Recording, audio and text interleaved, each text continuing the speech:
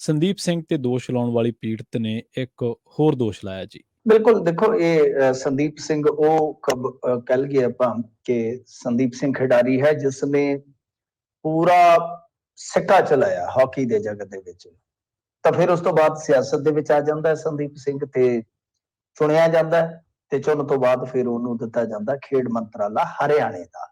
ਇਸ ਵੇਲੇ ਹਰਿਆਣੇ ਦਾ ਖੇਡ ਮੰਤਰੀ ਆ ਸੰਦੀਪ ਸਿੰਘ, ਜਿਹਦੀ ਬਾਇਓਪਿਕ ਵੀ ਬਣ ਚੁੱਕੀ ਆ, ਜਿਹੜਾ ਦੁਨੀਆ ਦੇ ਉਸ ਟਾਈਮ ਦੇ ਮੰਨੇ ਪਰਵੰਨੇ ਡਰੈਗ ਫਲਿਕਰਾਂ ਚੋਂ ਇੱਕ ਸੀਗਾ।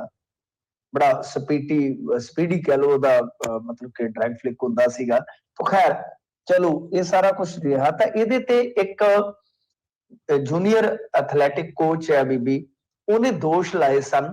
ਦੋਸ਼ ਇਹ ਲਾਏ ਸਨ ਕਿ ਮੇਰੀ ਜਾਣਬੁੱਝ ਕੇ ਬਦਲੀ ਕਰਕੇ ਫਿਰ ਉਸ ਤੋਂ ਬਾਅਦ ਮੈਨੂੰ ਸੱਦਿਆ ਗਿਆ ਤੇ ਸੱਦ ਕੇ ਭੱਦੇ ਕਮੈਂਟ ਪਾਸ ਕੀਤੇ ਗਏ। ਫਿਰ ਇਸ ਤੋਂ ਇਲਾਵਾ ਛੇੜਛਾੜ ਕੀਤੀ ਗਈ ਤੇ ਯਾਨੀ ਮੈਨੂੰ ਕੰਪਰੋਮਾਈਜ਼ਡ ਹੋਣ ਵਾਸਤੇ ਮਜਬੂਰ ਕੀਤਾ ਗਿਆ ਜਾਂ ਕਹਿ ਲਓ ਕਿ ਪੇਸ਼ਕਸ਼ ਕੀਤੀ ਗਈ। ਤੋ ਇਹ ਮਾਮਲਾ ਸੀਗਾ। ਇਹ ਕੱਲ ਪੀਸੀ ਹੋਈ। ਫਿਰ ਉਸ ਤੋਂ ਬਾਅਦ ਸੰਦੀਪ ਸਿੰਘ ਨੇ ਵੀ ਪੀਸੀ ਕੀਤੀ। ਪੀਸੀ ਦੇ ਵਿੱਚ ਇਹਨੇ ਕਿਹਾ ਕਿ ਦੇਖੋ ਇਹ ਸਾਰਾ ਕੁਝ ਜਿਹੜਾ ਹੈ ਬੇਬੁਨਿਆਦ ਵਾ ਤੇ ਜਿਹੜੀ ਬੀਬੀ ਨੇ ਪੀਸੀ ਕੀਤੀ ਆ ਉਹ ਚੌਟਾਲੇ ਦੇ ਘਰ ਕੀਤੀ ਆ ਤੇ ਇਸ ਤਰ੍ਹਾਂ ਲੱਗਦਾ ਆ ਕਿ ਬਈ ਸ਼ਾਇਦ ਕਿਤੇ ਨਾ ਕਿਤੇ ਇਹ ਕੋਈ ਸਿਆਸੀ ਦੁਰਭਾਵਨਾ ਹੈ। ਚਲੋ ਇੱਕ ਪਾਸੇ ਇਲਜ਼ਾਮ ਤਰਾਸ਼ੀ ਤੇ ਦੂਜੇ ਪਾਸਿਓਂ ਸੰਦੀਪ ਸਿੰਘ ਨੇ ਧਮਕੀ ਵੀ ਦੇ ਦਿੱਤੀ ਕਿ ਬਈ ਮੈਂ ਡੈਫਾਮੇਸ਼ਨ ਦਾ ਕੇਸ ਪਾਵਾਂਗਾ, ਮਾਣਹਾਨੀ ਦਾ ਮੁਕੱਦਮਾ ਕਰਾਂਗਾ।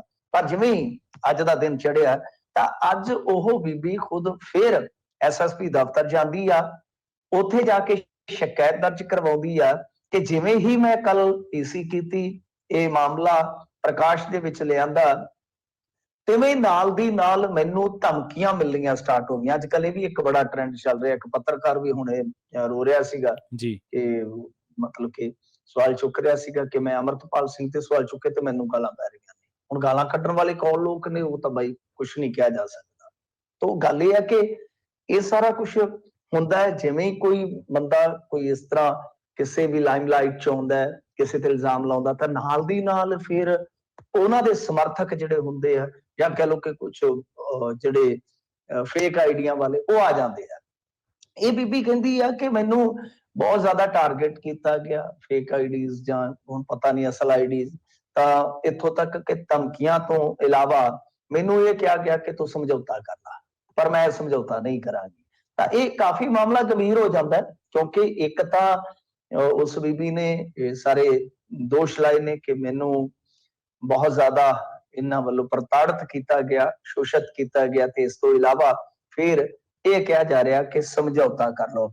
ਤਾਂ ਇਹ ਹੁਣ ਸ਼ਿਕਾਇਤ ਐਸਐਸਪੀ ਕੋਲ ਗਈ ਚਲੀ ਹੈ। ਪਰ ਉਸ ਤੋਂ ਪਹਿਲਾਂ ਉਸ ਬੀਬੀ ਨੇ ਆਖਿਆ ਕਿ ਪਹਿਲਾਂ ਮੈਂ ਡੀਜੀ ਕੋਲ ਵੀ ਪਹੁੰਚ ਕੀਤੀ ਤੇ ਗ੍ਰਹਿ ਮੰਤਰੀ ਤੱਕ ਵੀ ਪਹੁੰਚ ਕੀਤੀ, ਮੇਰੇ ਕਿਸੇ ਨੇ ਕੋਈ ਹਟਕੋਰੇ ਸੁਣੇ ਨਹੀਂ ਹੈ।